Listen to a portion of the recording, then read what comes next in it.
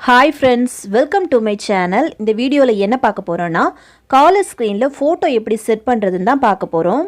இதுக்கு எந்த ஆப்புமே இன்ஸ்டால் பண்ண தேவையில்லை. நம்ம மொபைல்ல உள்ள ஒரு சின்ன செட்டிங்ஸ் மூலமா நமக்கு பிடிச்ச ஒரு போட்டோ காலர் ஸ்கிரீனா நம்மளே செட் பண்ணிக்கலாம். ஓகே ஃப்ரெண்ட்ஸ், வீடியோக்குள்ள போறதுக்கு முன்னாடி ஒரு சின்ன ரிக்வெஸ்ட். இந்த வீடியோ ஃபர்ஸ்ட் டைம் பார்க்கறீங்கன்னா மறக்காம Subscribe பண்ணுங்க. பக்கத்துல பெல் ஐகான் இருக்கும், அதையும் கிளிக் பண்ணுங்க.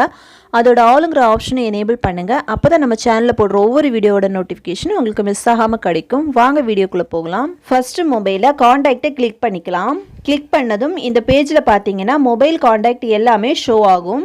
இதுல ஒரு கான்டாக்டை நான் செலக்ட் பண்ணிக்கிறேன்.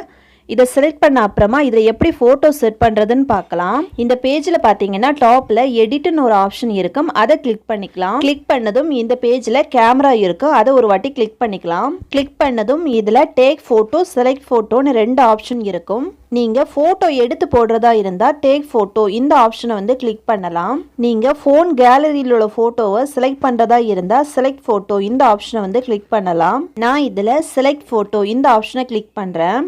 நெக்ஸ்ட் பேஜில் கேலரியில் இருக்க எல்லா ஃபோட்டோவுமே ஷோ ஆகும். நான் இதில் எனக்கு பிடிச்ச ஒரு ஃபோட்டோ செலக்ட் பண்ணுறேன். செலக்ட் பண்ணதும் கிராப் ஃபோட்டோன்னு வரும், அதை கிளிக் பண்ணிக்கலாம். நெக்ஸ்ட்டு ஃபோட்டோவை ஸ்க்ரீனுக்கு ஏற்ற மாதிரி அட்ஜஸ்ட் பண்ண அப்புறமா டன்னுன்னு ஒரு ஆப்ஷன் இருக்கும், அதை கிளிக் பண்ணிக்கலாம். நெக்ஸ்ட்டு சேவ் கொடுத்துக்கலாம். சேவ் கொடுத்ததும் ஃபோட்டோ காலர் ஸ்க்ரீனாக செட் ஆகிடுச்சு. இனி இந்த நம்பருக்கு கால் வரும்போது ஃபோட்டோவோட ரிசீவ் ஆகும். இதே மாதிரி எல்லா கான்டாக்ட்டுக்கும் காலர் ஸ்க்ரீனை செட் பண்ணலாம். ஓகே ஃப்ரெண்ட்ஸ், இந்த வீடியோ பிடிச்சிருந்தனா லைக் பண்ணுங்கள், ஷேர் பண்ணுங்கள், கமெண்ட் பண்ணுங்கள்.